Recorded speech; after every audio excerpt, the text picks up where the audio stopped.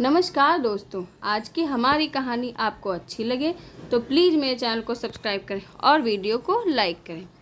आज कुछ काम से कोर्ट में जाना हुआ।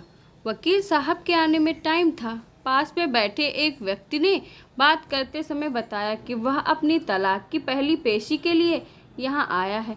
तलाक का कारण सुनकर मैंने कहा कि आप जैसा ही किस्सा मेरे अजीज दोस्त के साथ भी हुआ है। आपको हूबहू उसकी पूरी डिटेल बताता हूँ, फिर सोचना। मेरा दोस्त रौनक व परी भाभी की आए दिन छोटी छोटी बातों पर लड़ाई होती रहती थी, पर एक बार किसी मसले पर घर वालों के सामने भयंकर लड़ाई हो गई। वह गुस्से में रौनक ने परी को जोरदार थप्पड़ जड़ दिया। परी ने इसके जवाब में कोई वस्तु उठाकर रौनक की तरफ फेंक दी। रौनक ने इसे अपना इंसल्ट समझा और घर वालों ने इसे खानदान की नाक कटना कहा। यह भी कहा कि पति को वस्तु से मारने वाली औरत ना तो संस्कारित होती है और ना ही वफादार न पतिव्रता। मामला परी के घर वालों तक भी पहुंचा तो वो भी रौनक को मारने के क्रूर व्यवहार का दोषी मानने लगे। बुरी बातें राई को पहाड़ बना देती हैं, सो दोनों तरफ खूब आरोप उछाले गए। गुस्से में बात तलाक तक पहुंच गई और मुकदमा दर्ज कराया गया। सबके कहे अनुसार रौनक ने परी की चरित्रहीनता का तो परी ने दहेज उत्पीड़न का मामला दर्ज करा दिया। मुकदमा 2 साल तक चला। 2 साल से दोनों अलग रह रहे थे। मुकदमे की सुनवाई पर दोनों के साथ रिश्तेदार होते, जिनकी थोड़ी सहानुभूति के साथ आग में घी डालने वाली बातें भी छुपी होती। दोनों को अच्छा खासा पाठ पढ़ाया जाता कि उन्हें कोर्ट में क्या कहना है। दोनों वही कहते। बहुत बहसबाजी व आरोपों के बाद दोनों में तलाक हो गया। तलाक के बाद परी चुप व गमगीन हो थी और रौनक खामोश व असहज था। दोनों के हाथ में तलाक के कागजों की कॉपी थी। परी ने आखिरी बार बात करने के हिसाब से रौनक से कहा कि कंग्रेचुलेशंस, तुम जो चाहते थे वही हुआ। रौनक बोला, तुम्हें भी बधाई हो, तुमने भी तो तलाक पाकर आज़ादी हासिल की है। वह बहुत ही असहज होकर बोली कि क्या तुम्हें लगता है कि तलाक पाने में आज़ादी है? तुमने मुझे चरित्रहीन व संस्कारहीन कहा था।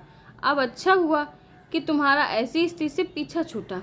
रौनक शर्मिंदगी से बोला कि वो मुझसे बहुत बड़ी गलती हो गई थी, मुझे ऐसा नहीं कहना चाहिए था। परी बोली कि मैंने इस कारण बहुत मानसिक तनाव झेला है। जानता हूँ मैं इस बात से तुम्हारा मन और आत्मा कितनी लहूलुहान हुई होगी। मुझे तुम्हारे बारे में ऐसी गंदी बात नहीं करनी चाहिए थी। तुम तो बहुत पवित्र हो, मैं बहुत शर्मिंदा हूँ। तुमने भी तो मुझे दहेज का लोभी व क्रूर कहा था। वह मैंने गलत कहा था, मैं कुछ और कहती, लेकिन सबके दबाव में आकर। अब तुम्हारा सिर का दर्द यानी माइग्रेन कैसा है? कुछ खास फर्क नहीं, पहले जैसा ही है। कभी बाम लगा लेती हूँ तो कभी पेन किलर खा लेती हूँ। तुम्हारी डायबिटीज व गर्दन का दर्द कैसे है? परी ने पूछा। डॉक्टर ने स्ट्रेस कम करने को कहा है। रौनक कुछ सोचता रहा, फिर बोला, कोर्ट के अनुसार तुम्हें 25 लाख रुपए देने हैं और 20,000 रुपये हर महीना। 10 लाख रुपए अभी दे दूंगा, बाकी का भी जल्द से जल्द इंतजाम कर दूंगा। फिलहाल मेरे पास नहीं है। रौनक ने अपने मन की बात कही। कोई बात नहीं, अभी तुम्हारे पास नहीं है तो मुझे मत देना, परी ने कहा। उसके स्वर में पुराने संबंधों की महक थी। रौनक उसका चेहरा देखकर सोच रहा था कि ये औरत जो कभी उसकी पत्नी हुआ करती थी, मेरा हर बात में कितना ध्यान रखती थी। मेरे डायबिटीज के हिसाब से खाना बनाती, हर महीने स्वयं के लिए कंजूसी करती, पैसे बचाती और सबकी ज़रूरत का सामान खरीद लाती। अपनी परवाह न करके मेरी व परिवार वालों की परवाह करती रहती और कभी जाहिर भी नहीं होने देती। कितनी संवेदना थी इसमें। मैं अपने पुरुष होने का दम भरता रहा। काश मैं इसकी इम्पोर्टेंस को महसूस कर पाता। और परी सोच रही थी कि कितना सीधा व सरल स्वभाव का है जो कभी उसका पति हुआ करता था, कितना प्यार करता था मुझसे। एक बार जब वह बीमार पड़ी तो पूरी रात नहीं सोया और उसके लिए खाना बनाया और घर साफ किया।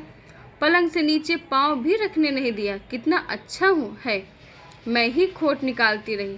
दोनों चुप्पी साधे एक दूसरे को भीगी आंखों से देखते रहे। सुनो परी, वह झिझकते हुए बोला कि मुझे एक बात कहनी है। कहने से डरता हूँ पर कहना भी चाहता हूँ, क्योंकि आज नहीं तो यह कभी नहीं कह पाऊंगा।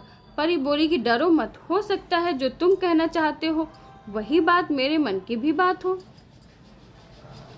तुमसे अलग होने के बाद भी तुम्हारी बहुत याद आती रही, पर ईगो के कारण कभी जाहिर नहीं किया। परी, मैं तुम्हें अभी भी प्रेम करता हूँ। तुम्हारे बिना जिंदगी सोचकर ही रूह कांप जाती है।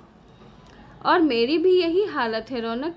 दोनों की आंखें भावुकता से कुछ ज्यादा ही सजल हो गईं।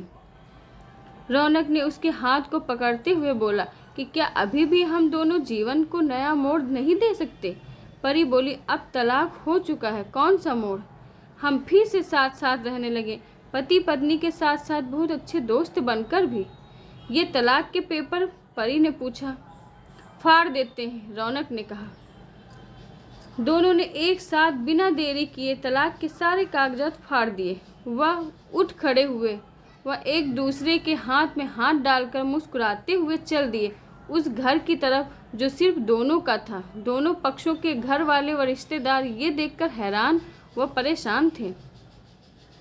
इतना सुनते ही वह व्यक्ति बोला, मित्र मैं चलता हूँ, मुझे भी किसी से बहुत कुछ कहना है। बहुत बहुत धन्यवाद, आज तुमने बहुत बड़ा अनर्थ होने से बचा लिया।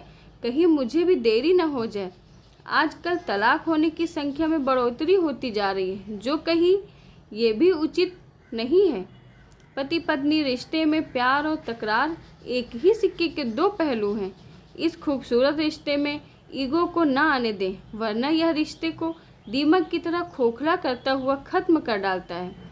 आपस में कोई बात होने पर गुस्से में व जल्दी में कोई ऐसा फैसला न लें कि जिंदगी भर अफसोस हो। तो दोस्तों, उम्मीद करते हैं आपको हमारी कहानी अच्छी लगी होगी। धन्यवाद।